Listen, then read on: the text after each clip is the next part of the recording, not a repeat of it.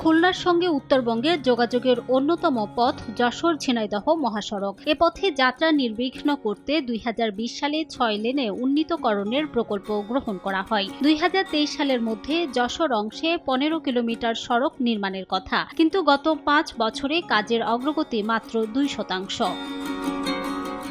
দীর্ঘসূত্রিতার কারণে গত ৩ বছর ধরে থমকে আছে এ মহাসড়কের নিয়মিত সংস্কার কাজ। যত্রতত্র খানাখন্দ, কার্পেটিং উঠে গেছে অনেক জায়গায়। এতে যাতায়াতে বেড়েছে দুর্ভোগ। রাস্তা বহুত খারাপ, গাড়ি ডিমান্ডস পল্টিছে এবং গাড়ি রোস্ট হচ্ছে। ১.৫ ঘন্টার রাস্তা সেখানে ৪ ঘন্টা লাগছে।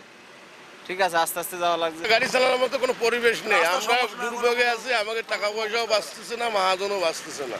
সড়ক বিভাগ বলছে প্রকল্পের কারণে এখতিয়ার না থাকায় তারা সংস্কার কাজ করছে না। যখন ইমপ্লিমেন্টেশন ইউনিট আলাদা হবে তখন সড়ক বিভাগ থেকে সড়কটা ট্রান্সফার করতে হয় ওই অথরিটির কাছে, যেটা আমরা ২০২৪ সালের মার্চ বা এপ্রিল মাসে আমরা হ্যান্ড ওভার করেছি। কাজে ওই সড়কে আমরা এখন সংস্কার করতে পারি না, এটা ওই অথরিটি করতেছে।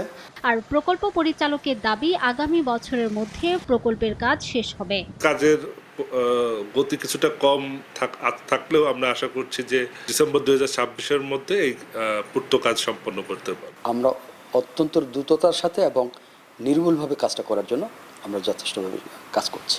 ৪,১৮৭ কোটি ৭০ লাখ টাকার এ প্রকল্পে যশোর সদরের মুরাদগড় থেকে যশোর শহরের চাচড়া মোড় পর্যন্ত মহাসড়কে ২টি ফ্লাইওভার, একটি সেতু, ১৫টি কালভার্ট, একটি ভেহিকুলার ওভারপাস, একটি পেডিস্টেরিয়ান ওভারপাস নির্মাণ করা হবে।